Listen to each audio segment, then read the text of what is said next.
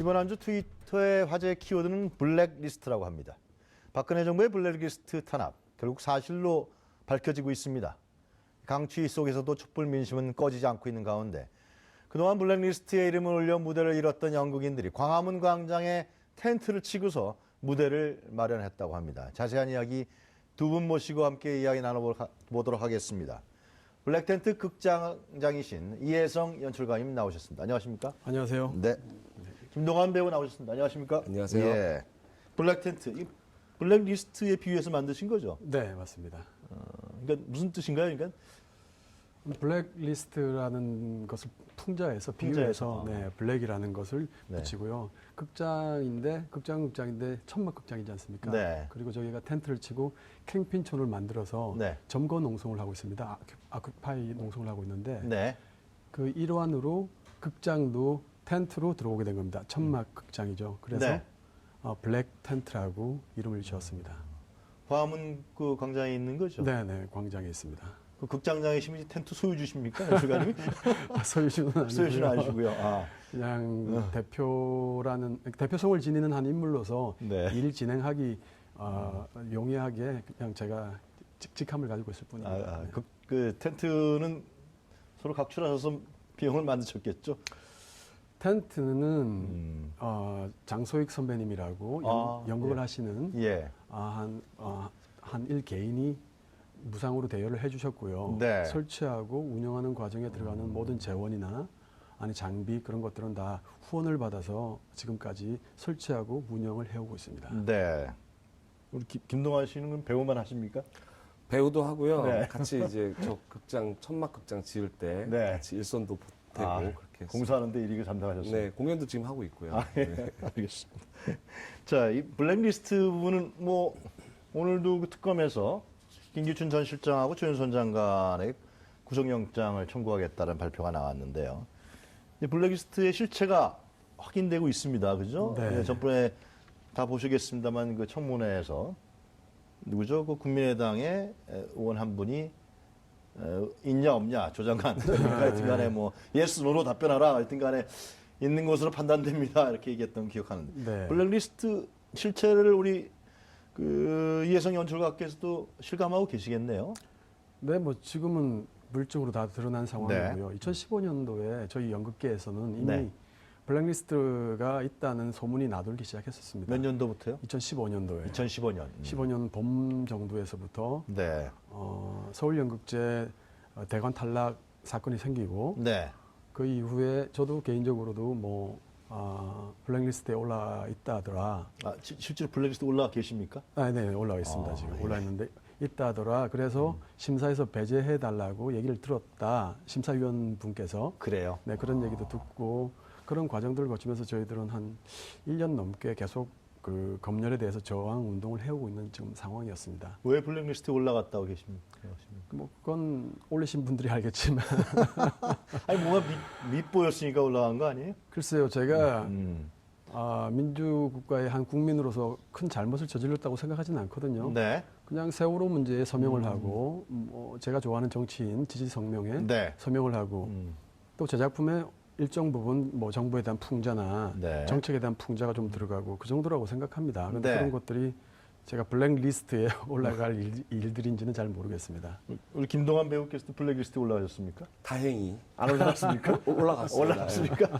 다행히 안 올라갔다는 줄 알았어요. 네, 다행히 한 건으로. 요즘에는 올라가야 이게 네, 안 올라간 사람들이 굉장히 분노하고 있습니다. 됩니까? 왜 올라가셨다고 생각하세요? 저는 그 박원순 후보 지지 서명에 제 이름이 있더라고요. 왜 박원순 후보를 지지하셨습니까? 그때는 네. 이제 조금이라도 더 좋은 분이 박원순 시장이죠. 아직까지 예, 후보는 아니니까요. 예. 그때 그 당시에는 후보였는데요. 네. 시장 후보 시장. 때? 네. 그때 이제 시장 그 선거 때 네. 그럴 때 이제 지지 선언을 했던 것이고요. 네. 제가 정말 이제 좀 웃겼던 것은 네. 저희는 특히 세월호 쪽에 일을 많이 하고 있는 연극인인데 그래요? 세월호 명단에는 제 이름이 없는 거예요. 그래서 이분들이 블랙리스트를 9천 명을 만들긴 했는데 일을 제대로 하고 있는 건지는 잘 모르겠다. 뭔가 잘 안 맞은 모양이죠. 네, 예. 네. 뭐 국정원 쪽 리스트하고 네. 청와대 리스트하고 문체부 리스트가 잘 조합이 안 된 모양입니다. 그죠? 예, 세 군데 다 있어야 블랙리스트 올라가는 거 아니에요? 잘 정확하게는 그렇죠, 모르겠습니다. 모르겠습니까? 네네. 예, 자, 이 블랙리스트가 하여튼 지금 한 9천여 명 되는 거죠. 네. 근데 뭐 얘기하셨습니다만은 결국 블랙리스트는 문화계의 지원 아니겠습니까, 그죠? 네. 그 지원은 특히 연극계이신 분들이 절실할 텐데요. 네네. 아무래도 그 지원이라는 것이 영화진흥원이라든가 몇 군데를 통해서 지원이 나갔나요, 여태까지요? 연극 같은 경우는 문예위죠. 문화예술위원회라고 위원회, 예. 문예위가 있는데 거기서 지원 대부분 다 문예위를 통해서 나왔습니다. 네. 근데 문예위를 통해서 블랙리스트를 설정을 하고 배제를 시키기 시작해서 그래서 그 지원을 하지 말라는 거죠, 결국은. 그 지원을 돈을 주지 말라는 거죠. 돈을 주지 말라는 그 거죠. 예술인들은. 그래서 많은 예술인들이 연극인들이 굉장히 한 1년 정도 어려움을 많이 겪었습니다. 네. 제작 편수도 줄었고요. 네. 제작하는 여건도 굉장히 열악해졌고 네. 그래서 많이 지금 아직까지도 그런 제작 환경이 굉장히 열악한 환경 속에서 작업을 하고 있습니다. 실제로 그 당하셨다 그랬잖아요. 네, 네. 그 어떤 그 과정을 좀 설명해 줄 수 있겠습니까? 그게 네. 특정한 한 분, 그러니까 특정한 분의 뭐 이름이 거명돼야 되기 때문에 자세한 건 말씀드릴 수 없는데 네. 어떤 지원 제도에 저희가 참여를 했습니다. 극단 공회가. 이제 지원 심사에. 네네. 예. 참여 지원 제도에 참여를 했고 네.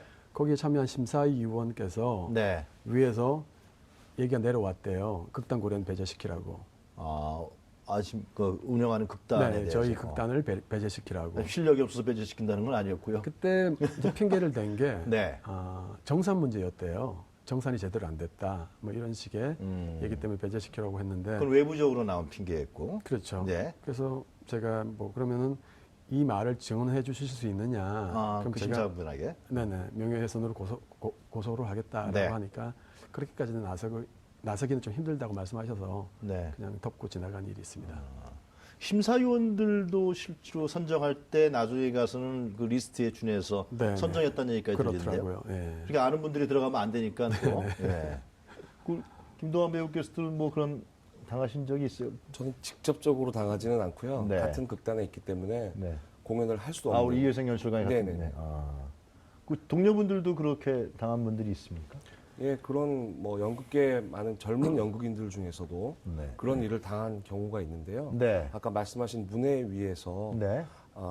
직접 제작하는 공연이 있었는데 그 공연의 내용이 마음에 안 든다는 이유로 공연 네. 방해를 한 적이 있습니다. 네. 그래서 그게 2년 전인데요. 그래서 이제 저희가 검열에 대해서 굉장히 뜨겁게 불타올랐던 적이 있었거든요. 네. 근데 이유는 나중에 알고 보니까 네. 그 한 연출가가 만든 연극에서 수학여행 갔다 온 아이가 죽었고 그 네. 아이가 어떤 특정 상표의 옷을 입고 있었다. 그래서 세월호를 연상시킨다. 그래서 공연 방해를 하고 그 다음에 두 작품은 또 다른 연출가의 두 작품은 대본을 요구하면서 네. 검열을 하겠다고 직접적으로 얘기를 해서 공연이 취소되고 그런 일이 있었습니다. 직접 당사자 예술인으로서 네네. 블랙리스트에 올라갔고 이런 블랙리스트를 그것도 대통령 권력이 행사되고 있는 청와대에서 네네. 작성하고 정부에 의해서 주도됐다. 이런 부분들을 어떻게 받아들여야 됩니까? 예술인으로서. 네. 저희는 아까도 말씀드렸듯이 네. 굉장히 저희 문화예술인들을 네. 조종하고자 하는 조종한다. 예, 조종한다는 건 마음에 드는 사람 안 드는 사람 가른다 그런 겁니까? 네, 그래서 한편으로는 굉장히 비분간개하는 마음이 네. 들고요. 또 한편으로는 우리는 이렇게 죽지 않는다. 그렇게 할 테면 해봐라. 네. 그리고 끝까지 하겠다. 아하. 그런 어떤 마음 두 가지가 좀 드는 것 같습니다. 어떤 생각이십니까? 네, 뭐 저희 연극인들뿐만 아니고 문화예술인들은 네. 뭐 단호합니다. 명백한 범죄 행위라고 생각하고요. 그럼요. 예. 뭐 민주주의뿐만 아니고 헌법도 유린한 사안이라고 생각하기 때문에 확실하게 법의 심판을 받아야 된다고 생각합니다. 구속시켜야 되고, 네. 네, 그 죄과대로 심판을 받아서 법의 처벌을 받아야 된다고 생각합니다. 네, 지금 직권남용 혐의라고 특검에서는 네네. 네, 구속영장을 신청했는데요. 하여튼 뭐 구속될지 하여튼 뭐 구속영장이 기각된다고 해서 무죄는 아니니까요. 이재용 부회장이 무죄는 아닙니다, 그죠? 네네. 예, 법률적 판단을 받아야겠습니다. 지금 블랙 텐트에서 작품들을 공연하고 계시죠? 어떤 작품이신가요? 네. 지금 제가 이제 쓰고 연출한 빨간시라는 작품 공연 중이고요. 네. 다음 주부터는 네 작품이 준비가 되어 있습니다. 준비가 되어 있고 그 뒤로도 만약에 박근혜 대통령이 퇴진하지 않는다면 네. 또 4주씩 4주 단위로 4작품씩 계속 공연을 해 나갈 작정입니다. 그 빨간씨 나오시나요? 네, 출연합니다. 어떤 역할이십니까? 염라대왕 역할인데요. 염라대왕이요? 예, 예. 그래서 헤어스타일이 완전 다른 모습으로 분장을 합니다. 아 그렇습니까? 그래서 위안부 할머니 그리고 장자연 그 여배우 그 삶을 조명해보는 그런 연기. 아 이거 판결 잘못 내리시는 염라대왕입니까? 아, 제가 얘기 들은 것 같은데. 저승사자가 실수를 했고요. 아 저승사자 실시한 겁니까? 저는 모든 일을 이제 다시 원상복구를 시키는 그런 전지전능한 아 그래요? 그런 그 역할입니다. 스토리가 그러니까 저승사자가 네네. 잘못해갖고 다른 사람이 위안부 할머니가 돼갖고 하는 거죠? 네네. 어떤 걸 이제 그 메시지를 전달하시려고 그렇게 기획하신 건가요? 위안부 할머니와 장자연 사건을 소재로 다루고 있거든요. 네. 그런데 그 뭐 저성을 설정한 이유는 네. 그 두 분들의 또 어떤 상처에 어떤 깊이까지 들어갈 수 있는 방법이 뭐가 있을까 연출적으로 생각하다가 네. 그분들의 마음을 조금 헤아릴 수 있는 장치들을 생각하다가 저성에 가서 그분들과 만나는 게 손주거든요. 위안부 할머니의 손주이자 장자연 사건의 어떤 그 현장에 있었던 기자로서 어떤 네. 등장을 합니다. 동주가 저승사자가 아니고 동주가 그래서 그 동주가 할머니와 네. 아주 깊숙한 저 기억의 세계에서 만나게 되는 장면이 나옵니다. 네. 그 블랙 텐트가 이렇게 넓지는 않겠죠. 거기가 공간이 그죠? 네, 소극장 규모입니다. 네. 그럼 소극장 규모라고 생각하면 됩니까? 100석 정도. 그러면 괜찮네요. 네네네. 네. 그냥 그 선착순으로 가면 됩니까 거기는? 네, 1시간 전부터 네. 번호표를 나눠드립니다. 네. 받으시고 이제 다른 데서 차 한잔 하시다가 20분 전에 오셔서 입장하시면 됩니다. 저녁에 공연하나요? 8시입니다. 저녁 8시. 일회 공연입니까? 네. 주말에도 하시고요? 주말에는 촛불 때문에. 촛불이 네. 있으니까 못 네, 하시는 네. 거구나. 그 항상 꽉 차겠네요. 네, 지금까지는 만석이었습니다. 네. 매진이었습니다.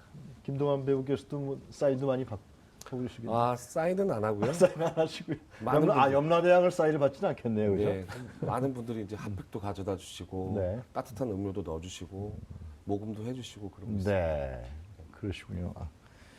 그럼 어떤 그 배우로서 여기 연출가님 계시지만은 그 네. 뭐라 그래요? 그 기부하시는 거 아니에요, 그죠? 네.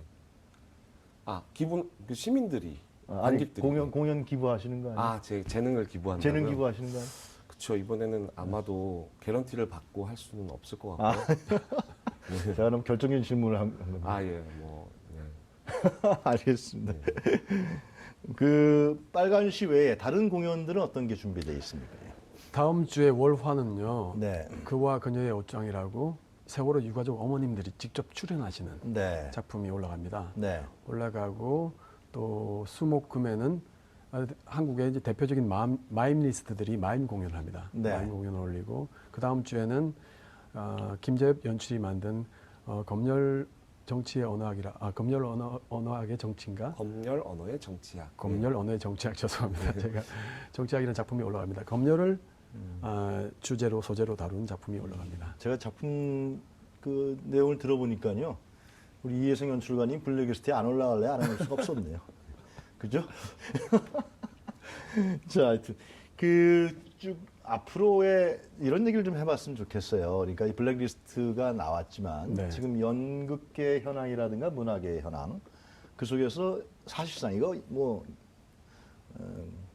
역작의 거꾸로 된 부분이 나와야 되는데 실제로 이제 블랙리스트라는 걸 만들어서 어떻게 보면 연극계에서 활동하시는 분들에게 지원을 중단하고 어떻게 보면 영화예술, 문화예술인데 탄압한 거 아니겠습니까? 네. 어떻게 정부 정책이 변화해야 될 것인가? 네, 이런 부분들 좀 말씀해 주셨으면 좋겠어요. 변하지 않겠습니까? 앞으로 이런 일이 터졌으니까. 네. 네. 뭐 기본 골조는 한 가지라고 생각합니다. 네.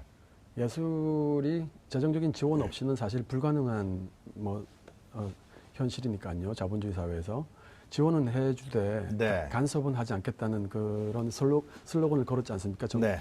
지난 정권에서인가 지지난 정권에서 그 한마디를 계속 지켜주시면 될 것 같습니다. 네. 다른 거 없고요.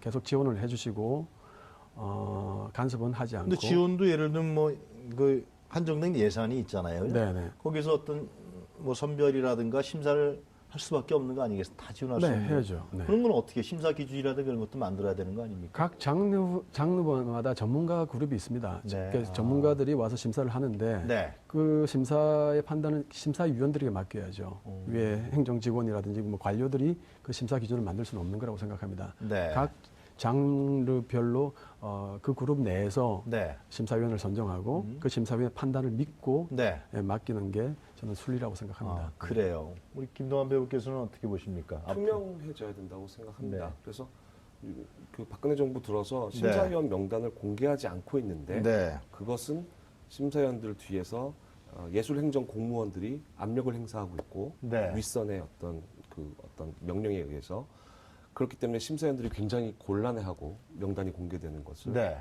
그리고 심사위원들을 압박을 하다 안 되니까 정작 그 연출가나 작가에게 당신이 포기를 하시오 이런 일까지 벌어졌거든요. 네. 그래서 심사위원 명단 그리고 심사를 어떤 과정으로 했고 어떤 기준에서 했고 그래서 이런 작품을 선정하게 되었다 지원하게 네. 되었다. 그럼 저희가 문제를 삼을 필요가 없는 거거든요. 거기에 다 나오니까요. 그렇게 예전에 했듯이 이렇게 투명하게 정책을 하시면 제 생각에는 더 좋은 작품이 지원을 받는구나 이렇게 서로 알게 될 거라고 생각합니다. 그 문화체육관광부 이런 네. 정부라든가 네. 아니면 뭐 지방자치단체 정부도 있습니다. 어떤 식의 정책적 지원이 이 예술인 특히 연극인들에게 필요하다고 생각하세요? 그쪽은 이제 네. 제작을 많이 하시는. 네. 글쎄요, 뭐 말씀드린 대로 예술이라는 장르가 좀 뭐라고 해야 되나 자본주의 시장의 네네. 어떤 그 네. 순리에 따라 움직일 수는 없는 거죠. 논리로 예. 갈 수는 없다고 생각합니다. 시장 그런데 논리, 지금 행정 쪽에서는 뭐 그런 얘기를 많이 하거든요. 네. 결과에 대한 요구를 많이 합니다. 관객을 얼마큼 관객 받았냐, 관객 수비 얼마냐 이런 식의 잣대로 계속해서 이제 평가를 하려고 하는데 네. 그런 자본주의적인 어떤 그 기준 잣대를 들이대지 않아야 한다고 생각합니다. 네. 순수 예술이기 때문에 이건 뭐 어떤 상업 가치로 환원할 수는 없지만 네. 분명히 우리 국민들에게 시민들에게 이 나라에 필요한 네. 정신적인 자산이라고 생각하거든요.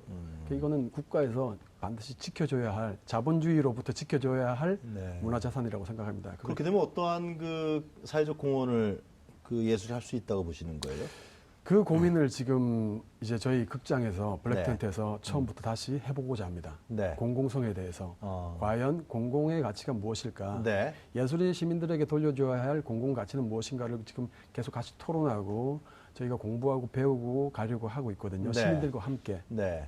예술의 진정한 어떤 이 사회에서 가져야 될 네. 역할과 위치가 어디일까에 대한 그런 고민부터 다시 해보려고 합니다. 네. 지금 박근혜 정부잖아요. 이전 정부에서는 좀 정책이 좀 달랐습니까? 거의 비슷했죠. 뭐 김대중 정부나 노무현 정부 때도 아. 별 차이 없었습니까? 김대중 정부 때 굉장히 좀 많이 문화계 쪽으로 네. 지원금도 많이 확장되고요. 네. 많이 생각을 해줬다고 생각합니다. 그때 쌓아놓은 토대에서 문화예술이 굉장히 좀 이렇게 활성화됐거든요. 그래서 지나오다가 이명박 정권 때 그런 어떤 단체장들을 막 자기 진영 논리로 나누고 쫓아내고 그랬지 않습니까? 네. 그때부터 좀 흔들리기 시작해서 박근혜 정권 들어와가지고는 개별적으로 이렇게 탄압을 하기 시작해서 엉망진창이 됐죠. 문화 네. 융성을 부러지셨는데 융성이 아니고 쑥대밭이 돼버렸죠, 정말. 네. 연극 배우 언제부터 배우 하신 거예요? 김동완 씨? 저는 2003년도부터 했습니다. 2003년이면 굉장히 오래 하셨네요. 아주 짧습니다. 이 짧은 커리어인가요? 아니죠. 예, 존경합니다. 겸손하신 거네요. 네. 그 후배들도 많으시고 그러겠네요. 네네네.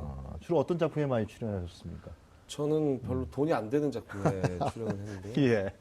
순수 연극을 하면서 네. 저희들은 돈 그 자체보다도 네. 참여한다는 것, 소극장에서 관객을 만난다는 것에서 삶의 가치를 찾고 있는데요. 그런 권리마저 빼앗는 이런 블랙리스트랄지 이런 근데 검열. 그 생활이 어려우시잖아요. 그럼 뭐 대부분의 연극 배우들은 다른 부업을 갖고 있습니다. 아, 그래요? 그렇지 않으면 연극에 매진을 할 수가 없습니다. 네. 네. 이번에 그럼 블랙 텐트에 캐스팅하신 이유는 왜 김동완 배우 캐스팅하신 이유는 블랙 텐트에 캐스팅한 건 아니고요. 이 빨간 시에 네네. 빨간 시에 빨간 씨는 뭐 개런티를 안 줘도 되는 배우라 농담이고요. 네. 저희 극단 부대표입니다. 부대표고, 아 그러세요? 네. 아 그 염라 역할에 블랙 텐트 말고 다른 극단을 저희 블랙 텐트는 네, 극장이고요. 극장이고. 저희가 공공으로 같이 세운 극장이고 네. 저희 극단은 어느 극단입니까? 고래라고 극단이 있습니다. 고래. 고래. 네. 아. 그 극단 단원입니다. 아, 그래? 네. 부단장이시네요. 네, 부대표입니다. 부대표. 그럼 책임이 막중하신 거네요. 잘 알겠습니다. 하여튼 뭐 광화문광장에서 굉장히 너무 고생하시고요. 그죠? 많은 시민들이 그 마음과 고생을 다 알고 있지 않을까 생각드리고요. 다시는 우리 사회에서 블랙리스트 같은 추악한 망령은 없어지길 바라겠습니다. 예. 오늘 말씀 잘 들었습니다. 감사합니다. 감사합니다. 네, 지금까지 블랙텐트 극장장 이혜성 연출가 그리고 김동환 배우였습니다.